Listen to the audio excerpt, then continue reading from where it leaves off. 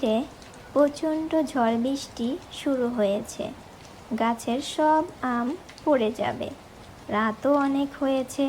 শুনেছি গভীর রাতে আম গাছে শাকচুন্নি আসে। তার ভয়ে কেউ আমতলায় যায় না। একটু এগিয়ে যাই, দেখি আমগুলো নিয়ে আসা যায় নাকি। একটু সামনে এগোতেই হঠাৎ দেখি লাল শাড়ি পরা শাকচুন্নি গাছের ডালে নাচছে।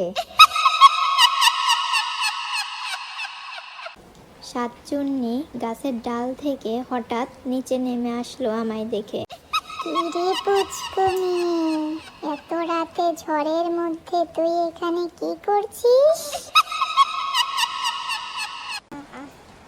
আমি তো আম কুড়াতে এসেছি এখানে।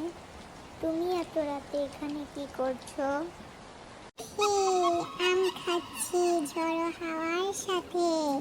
বৃষ্টি আজ খুব আনন্দ, তার সাথে এই মিষ্টি আম, একেবারে জমে ঘি।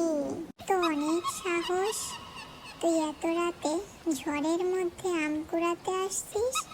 তোর সাহসের পুরস্কার হিসাবে তোকে কিছুই বললাম না, যা আম নিয়ে ঘরে যা। ভোর হয়ে এলো, ঝড় থেমে যাচ্ছে, এখন আমি আসি। ভয় নয়, সাহসে সব জয় হয়।